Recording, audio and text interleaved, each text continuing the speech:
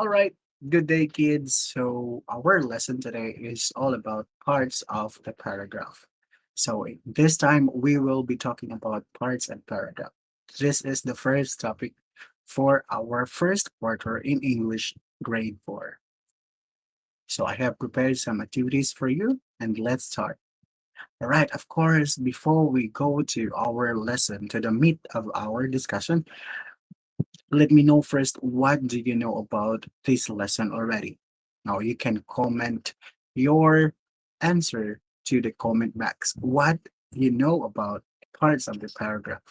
And also, what do you want to know about this topic? Of course, later we will be learning about the paragraph and you will be telling me about what you have learned in this lesson. Let's start. Of course, at the end of our lesson, you will be able to recognize the parts of the simple paragraph. All right, so let's begin our lesson by reading this paragraph. Now, can you please read with teacher? All right, let's go. Lena's preparation for her online class tomorrow. She lets her father fix the internet connection so that she can attend to her class smoothly. The study area, including the chair, table, and wall, was newly painted and has a new design too. Her mom bought new school supplies such as a set of pens, paper, folder, clips, and sticky notes. The computer has a new built-in camera and headset for her virtual class. All things are ready, so Lena is ready to attend her class and meet all her new classmates. All right, so now let us observe the paragraph. So as you can see, you have there sentences that are being highlighted. So first we have highlighted with blue color, and then the next sentences were highlighted with green color, and the last one were highlighted with the purple. So this blue color is what we call the topic sentence. And these green colors are what we call the supporting details. And the last one is what we call the concluding sentences. All right, so basically, I know that you know already about topic sentence, supporting details, and concluding sentences. So, is it right to say that this has been your previous lesson? So, it's very right for you to remember this one because we will be using this one to understand what are the parts of the paragraph. Are you ready? Let's start. All right. So paragraphs has two parts. So you have the topic sentence, the one that we have discussed a while ago. The topic sentence expresses the main idea of the paragraph. And then the supporting details gives information about the topic sentence. And the concluding sentence, it sums up the whole paragraph. So let's start first with the number one, which is the topic sentence. So when we say topic sentence, again, to give you a little bit review of what the things that you have learned about this one. When we say topic sentence, it expresses the main idea of the paragraph. It basically it tells us what the paragraph is all about. Now, the supporting details comes from the word support. When we say support, of course, you give support to the sentence or the topic sentence. So when we say supporting details, it gives information about the topic sentence. It supports, it expresses definition about the topic sentence, or it gives explanation about the topic sentence. And lastly, when we say concluding sentence, it sums up the whole paragraph. Of course, basically, all right, we generally find this concluding sentence at the end of our paragraph. It concludes, when you say it concludes, it closes or it closes the paragraph, and that is concluding sentences. Now, let's try to identify since we've been talking about the paragraph. Now, I have here two sets of activity. I mean, two sets of activities. So I want you to find out which of these two is a paragraph and which is not. So you have here the one that is highlighted by green color. There are ways in which we can avoid being infected by COVID-19. We need to frequently wash our hands with clean water and soap. If we are outside of our house, we need to properly wear or face mask and face shields and spray alcohols to disinfect our body and the things that we bought. We need also to maintain our health by having enough sleep, the right food to eat, and the right vitamins. By this, we can at least be safe and avoid the virus. All right, so another set says our family is planning to visit our relatives in the province next month. Mothers and father, mother and father have planned the visit and organize a family reunion. Now, I want you to take a look at this um two set of of exercises. So the one that is highlighted with green and the one that is highlighted by blue. Now, I want you to identify, regardless of the length of the two sets of exercises, regardless of its length, which do you think is a paragraph and which do you think is not a paragraph? All right, so since we will be talking about paragraph here, so it's right to let us identify what is really a paragraph. All right, so if your answer is green, then you are correct. The green one is the paragraph. Of course, as what I have told you, I told you that regardless of the length, paragraph can be short, paragraph can be long. All right, so later we will discuss what should be in there so that a specific activity or a specific thing, we can call it a paragraph. All right, so let's start. Now, a paragraph is made up of sentences that focus on one single idea. It means to say that within one paragraph, there could be one single idea, the one topic that being talked to inside a one paragraph. Or if it's two, then it's the other way around. All right, so going back to the first sentence that we have discussed, so you have figured the topic sentence, the supporting details, and concluding sentence. Now let's highlight the the paragraph. Now, what is the paragraph is all about? Okay, so the paragraph is talking about Lina's preparations for her online class.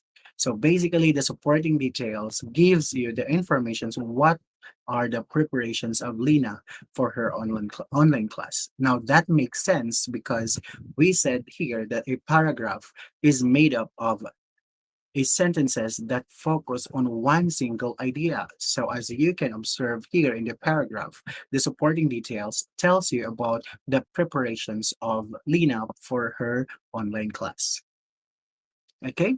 I hope that you can follow me or you can at least understand this explanation. All right, so a paragraph has a topic sentence.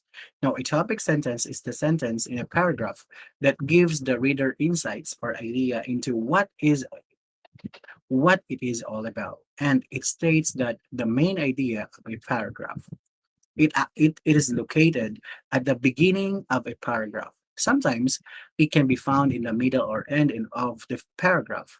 So you have to read well the paragraph so that you can be able to identify correctly the topic sentence. So basically, um, this definition, um, this definition advise you to read carefully or um, read with comprehensions the paragraph because it could be like a topic sentence could be found at the beginning, at the middle, or at the end. So it is not right to say that a topic sentence can be found always at the beginning of the paragraph. So going back to the paragraph here. So Lena's preparations for her online class tomorrow. Of course, so the topic sentence here is Lena's preparations for her online class tomorrow. This sentence alone tells you all about what is the paragraph. Okay, so you have now hints what will be the discussion after this topic sentence. So you will be having a clue that the sentence that will follow after the topic sentence will be talking about preparations of Lena for her online class, and that is true. So those are supporting details. Okay, so supporting sentences. Supporting sentences make the body of a paragraph. It expands the topic sentence in detail to develop the idea presented on it. It is why it is also called supporting details. The numbers of sentences vary, but typically, paragraph should have two or five supporting sentences. So basically, just what I have told you a while ago that it doesn't make sense, okay, if we say like a paragraph should be lengthy or very long. Okay, so it doesn't have to be short, it doesn't have to be long. For as long as a paragraph or a certain paragraph has a topic sentence, supporting detail sentences, and also the concluding sentences, and that makes a whole paragraph. All right, so going back again to this example, as you can notice, I kept on using the same example for you to understand our lesson today, and also for you to be easily understand our topic. Okay, so here, so supporting details, as you can see, she lets her father fix the internet connection so that she can attend to her class smoothly. That's one preparation. And the study area, including the chair, table, and wall, was newly painted and has a new design too. That's another preparation for her online class. Her mom bought a new school supplies such as a set of pens, papers, folder, clips, and sticky notes. That's another preparations for her online class. And the computer has a newly built-in camera and headset for her virtual classes. That's another thing for we call that preparations. So these sentences, we call this one as a supporting details. Why? Again, because it supports the topic sentence. It explains the topic sentence. It gives definition to that topic sentence. Okay. All right. So next is we have the concluding sentence. Now, concluding sentence marks the end of the paragraph, and also it summarizes or raises the key point of the paragraph. This is the last sentence in a paragraph. Of course, when you conclude, and therefore it should be in the last. Okay, you cannot conclude at the beginning. So we generally conclude at the last or at the ending. So we say, let's have the paragraph again. All right. So the concluding sentence here is all things are ready. So Lena is ready to attend her class and meet all her new classmates. So be careful. Not all concluding sentences should have the concluding words. Concluding words, for example, therefore, so, because. So those are examples of concluding words. So not all concluding words should have that concluding, I mean, not concluding sentence should have that concluding words. Right? So what do you observe of this concluding sentence? Is it generalizing the whole paragraph? Is it closing the whole paragraph? Or is it summarizing the whole paragraph? Well, if your answers are generalizing, summarizing, concluding, and you are correct. Now, as you can see here, this is the closing part of the paragraph. It means to say that the paragraph or the idea of this paragraph ends here.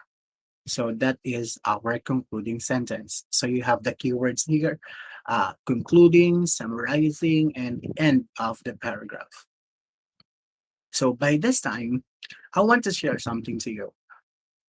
Identifying the different parts of the paragraph is very easy. Easy, just like eating a hamburger, isn't it? So just like what you see in this picture, Identifying paragraph is just like eating a hamburger. So you have the buns on the top, which is the topic sentence, and all the ingredients within or inside or in between of the two buns, the upper bun and the lower bun is what we call the sentence supporting sentences. And of course, the bottom bun is what we call the conclusion sentence. Again, you need the topic sentence, supporting sentence. It doesn't matter as to how many supporting sentences it will have, but at the end of the paragraph, you should be able to conclude or to close the paragraph. So we called it as the conclusion sentences or conclusion sentence. Now let's try. All right, so here, Vico is an excellent pupil. He is intelligent. He is responsible. Vico is always does his homework and project on time. He is never late for class. As a result, as a result of his hard work, Vico is one of the best pupils in her class. So as you can see here, you have topic sentence, supporting sentence, and the concluding sentence. Now let's identify what is the topic sentence. What is the paragraph all about?